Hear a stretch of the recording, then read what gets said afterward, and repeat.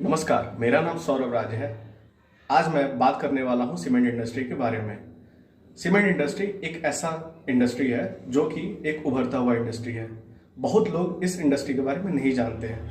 जो लोग नहीं जानते हैं उन्हें आज मैं रूबरू कराने वाला हूं कि आखिर सीमेंट इंडस्ट्री काम कैसे करती है और इनके बड़े बड़े जो प्लेयर जो हैं वो है कौन। तो चलिए स्टार्ट करते हैं इंट्रोडक्शन पार्ट से। जैसा कि हम जानते हैं, एक फैक्ट मैं आपको बता दूं कि India second largest producing country है सीमेंट की, क्योंकि यहाँ पे सारे सोर्स आपको अवेलेबल हैं। सोर्सेस आपको कहाँ से मिलते हैं? मैं सिटीज का नाम लूंगा और स्टेट का नाम लूंगा जहां से सोर्सेस सबसे ज्यादा मिलते हैं। Number 1 Madhya Pradesh, second Jharkhand, third Chhattisgarh. ऐसे कुछ राज्य हैं जहां से सबसे ज्यादा हमें सोर्स मिलते हैं सीमेंट बनाने के। जैसा कि हम जानते हैं कि बहुत सारे ऐसे व्यूअर हैं और ऐसे लोग हैं हमारे इंडिया में जो कि ये नहीं जानते हैं कि आखिर सीमेंट इंडस्ट्री सीमेंट प्रोड्यूस कैसे करती है। तो उनसे मैं बताना चाहूंगा कि आखिर क्या यूज करते हैं, क्या धातु और क्या कैसे वो मिश्रण यूज करके सीमेंट बनाते हैं, उनके लिए क्या क्या जरूरी होती है। जरूरी चीजों में, जरूरी इंग्रेडिएंट में हम जिप्सम, कोल, आयरन, बक्साइट जैसे धातु का यूज करते हैं, जो कि मेनली फोकस करते हैं लार्ज अमाउंट ऑफ सीमेंट पे। उससे क्या होती है कि कम प्राइस में ज्यादा अमाउंट की सीमेंट प्रोड्यूस होती है। आगे हम बात करते हैं हमारे टारगेट कस्टमर कौन कौन से हैं। हमारे लिए टारगेट कस्टमर जो कि सीमेंट इंडस्ट्री के लिए टारगेट कस्टमर होंगे वो होते हैं B2B और B2C। B2B वो होते हैं जिनको business to business company target करती है और B2C वो होते हैं जो कि बिजनेस टू कस्टमर टारगेट करती है। B2B आपने सब जाना कि business to business, already name में छुपा है कि आखिर इसमें काम क्या होता है। इसमें काम वही होता है कि कंपनी जो है वो एक इंस्टीट्यूशन को टारगेट करती है और एक ऐसे बॉडी को टारगेट करती है जहां से उसे लार्ज अमाउंट ऑफ गुड्स को सेल करना होता है। इसमें क्या होते हैं कि प्रॉफिट मार्जिन थोड़ी लेस होती है पर चांसेस ऑफ सेलिंग हाई होती है, साल सेल्स ग्रोथ बहुत ज्यादा होते हैं। वही आप B2C में जाइए, बिजनेस टू कस्टमर में चांसेस ऑफ सेलिंग, सेल्स जो ग्रोथ होते हैं वो कम होते हैं apart as compare to B2B, but यहां प्रॉफिट मार्जिन हाई होती है B2B के कंपेयर में। अब आगे बढ़ते हुए बात करते हैं कि इनके जो कस्टमर सेगमेंट होते हैं वो क्या होते हैं। कस्टमर सेगमेंट ये दो ही तरीके फॉलो करते हैं, B2B और B2C। B2B में वो बिजनेस टू बिजनेस करते हैं। बिजनेस टू बिजनेस क्या होता है? संस्था से संस्था के बीच में जो कि बाई और सेल किया जाता है उसे हम बिजनेस टू बिजनेस बाइंग और सेलिंग कहते हैं। सेकेंड होता है business to customer. Business to customer जैसे कि हम और आप जब घर या कोई भी कंस्ट्रक्शन की काम कराते हैं तो हमें सीमेंट की जरूरत पड़ती है, तो हमें रिटेल शॉप पे जाना पड़ता है और वहां से हमें खरीद के और यूज करना पड़ता है। उससे क्या इंपैक्ट पड़ता है सीमेंट कंपनियों पे? जैसे कि B2B में हाई मार्जिन उन्हें मिलता है क्योंकि लार्ज नंबर्स ऑफ स्टॉक उन्हें बेचना होता है, और B2C में भी एज कंपेयर टू B2B उनका थोड़ा कम मार्जिन होता है। पर यहाँ कौन कौन से संस्थाएं होती हैं? अगर संस्थाएं की बात करें तो यहाँ गवर्नमेंट होता है, रेलवे होता है जो कि हमेशा इंफ्रास्ट्रक्चर पे फोकस करता है। अब बात करते हैं कि आखिर में सीमेंट इंडस्ट्री के बिग प्लेयर्स कौन कौन से हैं। बिग प्लेयर हमें कैसे पता चलते हैं? बिग प्लेयर हमें ऐसे नहीं पता चलेंगे जो कि ज्यादा एडवर्टाइजमेंट करते हो, जो कि ज्यादा एड्स पे ध्यान देते हो। हमें उस ग्रोथ पे नहीं जाना हो कि एडवर्टाइजमेंट ग्रोथ कैसा है उनका और उनका एक्सपेंसेस क्या है। हमें उस चीज को देखना होता है कि आखिर उनके सेल्स ग्रोथ पे क्या इंपैक्ट पड़ता है, आखिर उनके पैड पे क्या इंपैक्ट पड़ता है, आखिर पास्ट परफॉर्मेंस 5 ईयर्स बैक क्या है और अपकमिंग 5 ईयर्स क्या है। उतने एनालाइज करने के बाद हम एनालाइज करते हैं कि कौन कौन से बिग प्लेयर्स हैं। उस बिग प्लेयर के नाम मैं बताऊंगा जो कि टॉप 3 है। पहला अल्ट्राटेक सीमेंट, जिसके शेयर प्राइस लगभग 26 से 2700 रुपए के आसपास है। उसके बाद ACC सीमेंट जिसकी प्राइस ऑलमोस्ट 1700 से 1800 रुपए की है। उसके बाद आती है इस अंबुजा सीमेंट जो कि हाल फिलहाल में मर्ज होने की खबर आती रह रही है कि वो ACC सीमेंट के साथ मर्ज हो जाएगी। ये खबर 2013 से उड़ती हुई आ रही है, लेकिन अभी हमें देखना होगा कि वो कब मर्ज होती है। अब बात करते हैं कि कस्टमर सेगमेंट कैसे एक कंपनी फॉलो करती है, कैसे सीमेंट कंपनी कस्टमर को टारगेट करती है। उसे टारगेट करने के लिए 2 कस्टमर सेगमेंट चाहिए होते हैं, एक B2B और दूसरा B2C। B2B ऐसा बिजनेस होता है जहां की लार्ज नंबर्स ऑफ बैग्स को सेलिंग किया जाता है। जैसे गवर्नमेंट को अगर इंफ्रास्ट्रक्चर पर ध्यान देना है तो उन्हें large number of cement bag चाहिए, जो कि हमें एक पार्टिकुलर कंपनी, जैसे कि मैंने एग्जांपल दिया अल्ट्राटेक, अंबुजा और या फिर एसीसी जैसी कंपनी हमें प्रोवाइड करेंगी।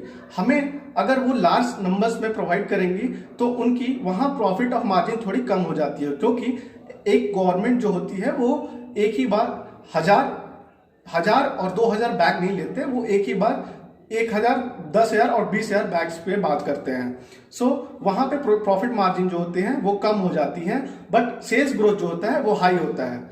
और दूसरी बात करते हैं B2C। B2C वो सेगमेंट है जहां पे एक बिजनेस टू कस्टमर सेल होता है। बिजनेस टू कस्टमर वो सेल होता है जहां की एक कंपनीज अपने डिस्ट्रीब्यूटर को देती है और डिस्ट्रीब्यूटर रिटेल में सेल करता है, और रिटेलर शॉप एक पार्टिकुलर कस्टमर को पकड़ता है। जैसे हम और आप, जब हमें कोई भी कंस्ट्रक्शन या घर बनाने के काम आए तो हम जाके वहां से ले सकते हैं, जिसपे कि high profit of margin company को मिलती है। जैसा कि सबको पता है कि आज हम सीमेंट इंडस्ट्री की बात कर रहे हैं, तो हमें बेसिकली ध्यान रखना होगा गवर्नमेंट रूल्स के और गवर्नमेंट बजट के क्या इम्पैक्ट है सीमेंट कंपनीज पे और सीमेंट इंडस्ट्री पे। तो जैसा कि हम जानते हैं कि 2.5% का सेस हर टैक्स पे लगा है, जो कि डायरेक्टली इंपैक्ट कर रहा है इंफ्रास्ट्रक्चर को। गवर्नमेंट बेसिकली ध्यान दे रही है कैपिटल एक्सपेंडिचर पे। कैपिटल एक्सपेंडिचर को इंक्रीज करने का, एक इंफ्रास्ट्रक्चर को क्रिएट करना, वो डायरेक्टली इंपैक्ट करता है कंपनी के प्रॉफिट पे और कंपनी की सेल्स ग्रोथ पे। वो डायरेक्टली इंपैक्ट होगा, और उससे क्या होगा कि गवर्नमेंट जो होंगी वो पार्टिकुलरली जो मैंने नेम लिए उस सारी कंपनियों से वो परचेज करेंगी लार्ज अमाउंट में और लार्ज नंबर्स ऑफ बैग, जो कि उनके सेल्स ग्रोथ पे और प्रॉफिट पे इंपैक्ट करेगा। तो ये एक तरह के कंपनीज के लिए प्रॉफिट के काम आएंगे। अब बात करते हैं मार्केटिंग स्ट्रेटेजी के। मार्केटिंग स्ट्रेटेजी बेसिकली दो तरह की होती है, एक पुश मार्केटिंग होती है और एक पुल मार्केटिंग होती है। पुश मार्केटिंग वो होती है जो कि सेल्स इन्फ्लुएंसर करते हैं, और एक होती है पुल मार्केटिंग। पुल मार्केटिंग वो होती है कि ऑटोमेटिक कस्टमर चले आते हैं खरीदने के लिए उस प्रोडक्ट और उस सर्विस को। तो पुश बेसिकली हम यहाँ सीमेंट इंडस्ट्री की बात कर रहे हैं, तो जो सीमेंट कंपनी फॉलो करती है वो होती है पुश मार्केट। यहाँ पे जो भी है वो सेल्स इन्फ्लुएंसर काम करते हैं। सेल्स इन्फ्लुएंसर उनको इन्फ्लुएंस करते हैं सेल्स को बढ़ाने के लिए, जैसे कि इंजीनियर्स, शॉपकीपर्स और वर्ड ऑफ माउथ, जो कि हमारे रिलेटिव्स और हमारे नेबर्स यूज करते हैं, उनसे हम प्रभावित होकर वो सीमेंट बैग यूज करते हैं। और जो पुल मार्केटिंग होती है उनके एग्जाम्पल होते हैं, जैसे मेडिसिन, हमें जरूरत है तो मैं जाऊंगा मैं उस चीज को लेने के लिए, उस प्रोडक्ट और उस सर्विस को लेने के लिए। अब बात करते हैं कि सीमेंट इंडस्ट्री में कौन सी स्ट्रैटेजी, प्राइस स्ट्रैटेजी यूज होती है। प्राइस स्ट्रैटेजी ऐसी स्ट्रैटेजी होती है जो कि प्राइसेस को डिसाइड करती है कि according to the demands of the customer. तो यहाँ पे जो स्ट्रैटेजी यूज होती है वो सर्च प्राइस स्ट्रैटेजी होती है। सर्च प्राइस स्ट्रैटेजी वो होती है जो कि डिमांड के अकॉर्डिंग प्राइस को इंक्रीज और डिक्रीज किया जाता है। अगर एक बैग का प्राइस इंक्रीज होता है, इसका डायरेक्टली इंपैक्ट होता है कि डिमांड उस बैग का ज्यादा है। जैसे कि एसीसी का बैग ऑफ प्राइस इंक्रीज हो रहा है, इसका मतलब डिमांड भी इंक्रीज हो रहा है मार्केट में। अगर उसकी प्राइस डिक्रीज हो रही है, इसका डायरेक्टली इंपैक्ट है कि डिमांड भी उस कंपनी के और उस बैग का डिक्रीज हो रहा है। अभी तक हमने इंडस्ट्री एनालिसिस की, अब हम कंपनी एनालिसिस करेंगे। कंपनी के लिए मैंने एसीसी सीमेंट को लिया क्योंकि ये सीमेंट इंडस्ट्री से बिलोंग करता है। इसके लिए मैंने सीट में यूज किया है डेट ऑफ मॉडलिंग, जिस दिन मैंने मॉडल स्टार्ट किया। उसके बाद है एनालिस्ट नेम, जिसमें मैंने अपना नेम मेंशन किया है। उसके बाद है इंडस्ट्री, ये किस इंडस्ट्री से बिलोंग करता है, बेसिकली ये सीमेंट इंडस्ट्री से बिलोंग करता है। उसके बाद मैंने यूज किया है फेस वैल्यू, फेस वैल्यू इसके ₹10 है। उसके बाद मैंने करंट स्टॉक प्राइस इसका यूज किया है जो कि 1646 रुपीज है। After that numbers of shares इसके कितने ओवरऑल हैं, वो अराउंड 18.75 करोड़ है। और टोटल आउटस्टैंडिंग शेयर्स कितने हैं, वो अराउंड 8.58 करोड़ है। और 52 वीक हाई इस शेयर का 7085 है, जो कि एक अच्छा प्राइस है। एंड 52 वीक लो 895 है, क्योंकि as we know that pandemic अभी हमारा खत्म हुआ है, तो मे बी उस टाइम कंपनी हिट हुई है और कंपनी का प्राइस मे बी लो गया हो 895 रुपीज़ के around. After debt market value इस कंपनी की 31,930 करोड़ रुपीज़ है। एंड इसको टिकर नेम वो होता है जो कि एनएससी और बीएससी में यूज किया जाता है, उसके लिए इसको एसीसी लिमिटेड एज के तौर पे यूज किया जाता है। अब हम बात करते हैं कैसे एक एनुअल रिपोर्ट को एनालाइज कर सकते हैं एक कंपनी को। तो यहाँ पे हमने एसीसी सीमेंट लिया है। जो कि सीमेंट इंडस्ट्री का एक ग्रोइंग और बहुत ही अच्छी कंपनी है। तो हम बात करते हैं कि आखिर में उन्हें एनालाइज कैसे करते हैं। तो यहाँ मैं पिछले 5 साल की डेटा को यूज किया हूँ, जो कि उनके साइट्स पे अवेलेबल है और अदर वेबसाइट पे ऑल्सो अवेलेबल है, जैसे कि मनी कंट्रोल, फिनबॉक्स जैसे साइट्स पे आपको मिल जाएंगे। अब बात करते हैं कि इनके सेल्स ग्रोथ कैसे हैं। सेल्स ग्रोथ की अगर आप बात करोगे तो मैंने यहाँ जो ग्रोथ रेट यूज किया है वो है कंपाउंडेड एनुअली ग्रोथ रेट। इसको हम CAGR भी यूज करते हैं। जो सेल्स ग्रोथ रेट जो मैंने फाइंड किया वो है 6%, जो कि काफी अच्छा ग्रोथ रेट है, जो कि 5 साल में कंटिन्यूअसली इंक्रीज हुआ है। अब बात करते हैं एक्सपेंस की। जो अगर हम सेल्स की बात कर रहे हैं तो हमें एक्सपेंस की भी बात करनी चाहिए। हमें ये नहीं भूलना चाहिए कि रॉ मटेरियल्स और जो अदर इम्पैक्ट जो कि इम्पैक्ट करते हैं सेल्स पे, उन्हें भी नजर में रखनी चाहिए। तो इसलिए हम बात करते हैं एक्सपेंस की। एक्सपेंस भी जो है वो 4% से इंक्रीज हो रहा है। If you compare both sales growth rate और expense, then you can find कि सेल्स जो है वो एक्सपेंस से ज्यादा है। ये शो करता है कि कंपनी एक अच्छी परफॉर्मेंस दे रही है कंटिन्यूअसली, जिससे कि वो इन्वेस्टर्स और अदर प्रोमोटर्स को खुश कर सकती है इन्वेस्ट कराने के लिए। अब बात करते हैं पीबीआईटी। पीबीआईटी वो पार्ट होता है जो कि बिना टैक्स दिए और बिना इंटरेस्ट दिए कितने % प्रॉफिट इंक्रीज अर्न करती है एक कंपनी, जो कि यहाँ पे हमें 16% देखने को मिल रहा है, एक जो कि सामान्य और अच्छी प्रॉफिट परसेंटेज है। अब बात करते हैं नेट प्रॉफिट की। टैक्स देने के बाद और इंटरेस्ट देने के बाद जो अमाउंट बचता है उसे हम नेट प्रॉफिट बोलते हैं। तो बाकी जो 5 साल के CAGR और ग्रोथ रेट जो फाइंड किया, उसमें पाया गया कि कंपनी जो है कंटिन्यूअसली 90% से इंक्रीज कर रही है, जो कि एक गुड साइन है। जो अपकमिंग ईयर में जो इन्वेस्टर होंगे वो इन्वेस्ट करेंगे, और जो इन्वेस्टर ऑलरेडी इन्वेस्ट कर चुके हैं वो लॉन्ग टर्म तक जा सकते हैं। अब हम बात करते हैं एनुअल रिपोर्ट की। अभी तक ने हमने सीमेंट इंडस्ट्री और उसके कैसे काम होते हैं उस पे बात किया। यहाँ पे हम बात करेंगे एक पार्टिकुलर कंपनी जैसे कि मैंने ACC सीमेंट लिया, वो कैसे अपने प्रॉफिट जनरेट करती है और उसके रिपोर्ट के बारे में हम बात करेंगे। तो एनुअल रिपोर्ट की पहली पार्ट हम प्रॉफिट एंड लॉस लेते हैं, उसके बाद हम उसके एनालाइज करते हैं और पता करते हैं कि कंपनी का परफॉर्मेंस क्या है। कंपनी का परफॉर्मेंस बेसिकली हम लास्ट के 5 ईयर्स के डेटा पे एनालाइज करते हैं और उस पर फोरकास्ट करते हैं। तो अभी मैं एनालाइजिंग पार्ट करता हूँ, फोरकास्टिंग पार्ट मैं बाद में करता हूँ। एनालाइजिंग पार्ट में हमें क्या ध्यान रखना चाहिए इन प्रॉफिट एंड लॉस अकाउंट।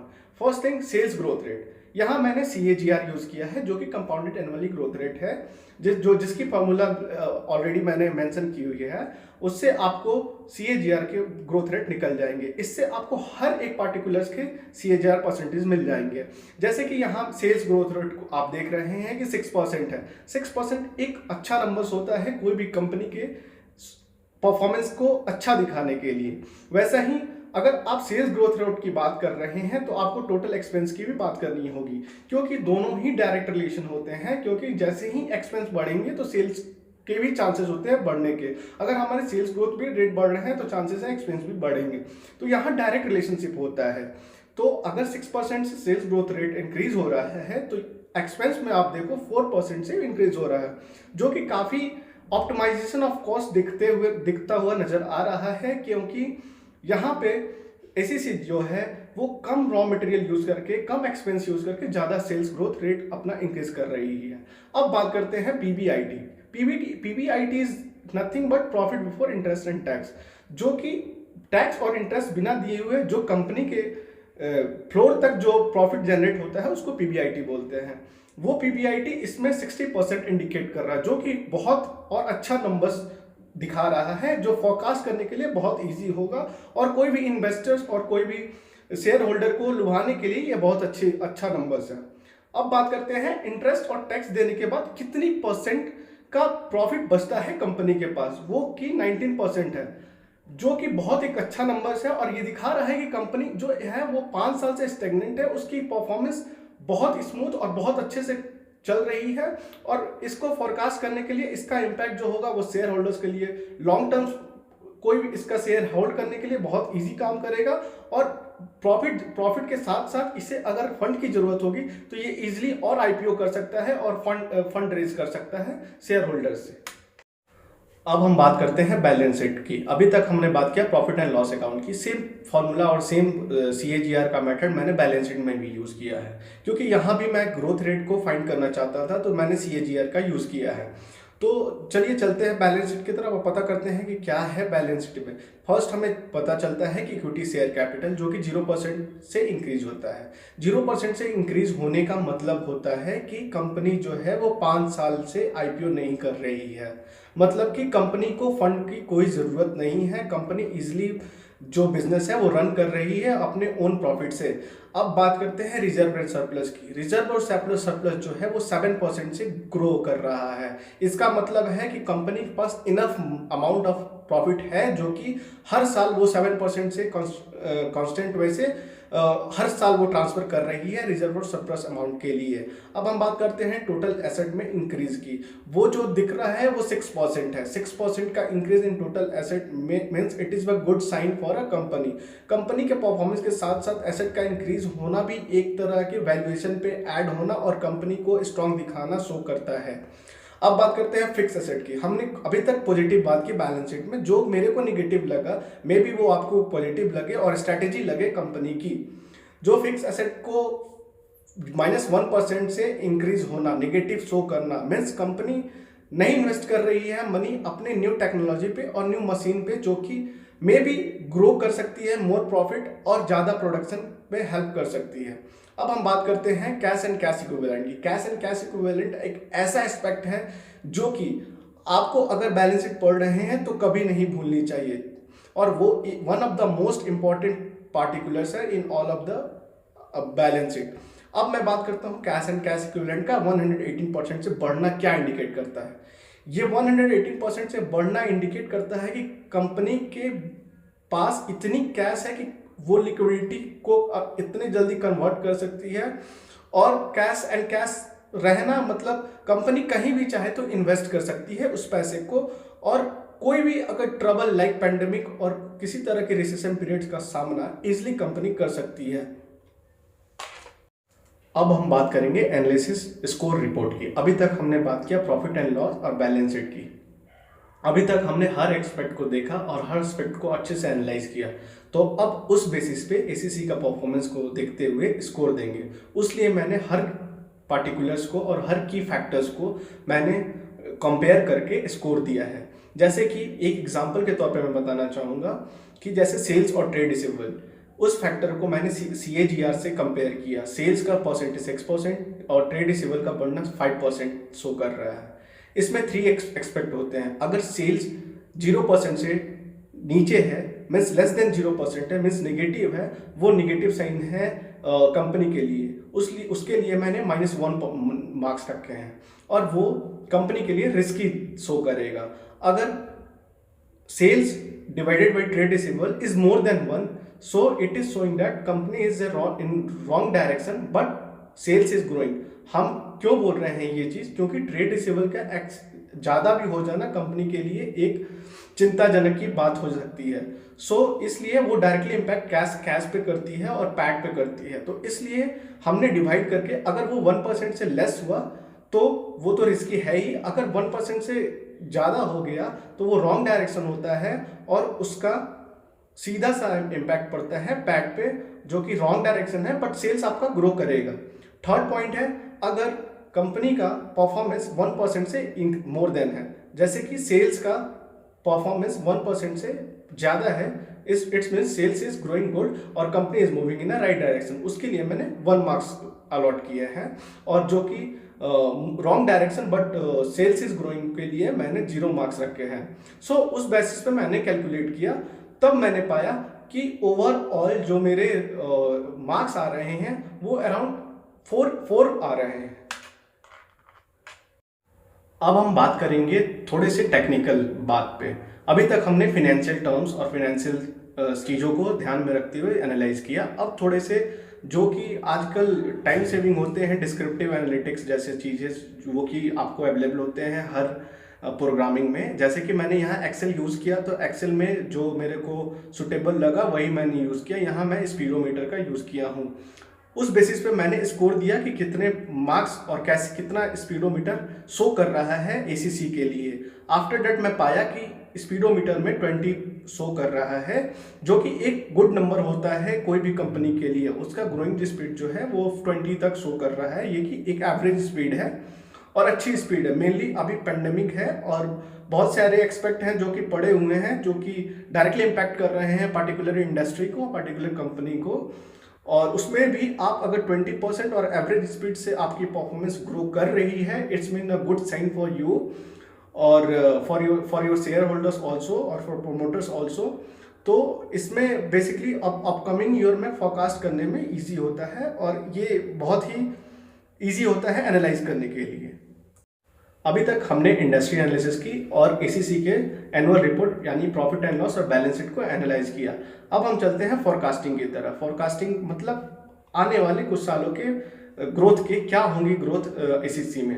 तो उसके लिए मैंने डीसीएफ का यूज़ किया है। डीसीएफ वो होता है डिस्काउंटिंग कैश फ्लो। इसके लिए मैंने 2019 को जो लेटेस्ट ईयर होता है उसको मैंने बेस ईयर माना है। उस बेस को मानते हुए मैंने उस बेसिस पे या तो मैंने इंक्रीज किया है या तो डिक्रीज किया है। ये मेरे पॉइंट्स ऑफ व्यू हैं और उस एनालिसिस पे मैंने फोरकास्ट किया है। इसमें दो तरह के एनालिस्ट होते हैं, एक एग्रेसिव होते हैं और एक सेफ साइड होते हैं। जो एग्रेसिव होते हैं वो परसेंटेज में ज़्यादा इंक्रीज करते हैं और डिक्रीज करते हैं।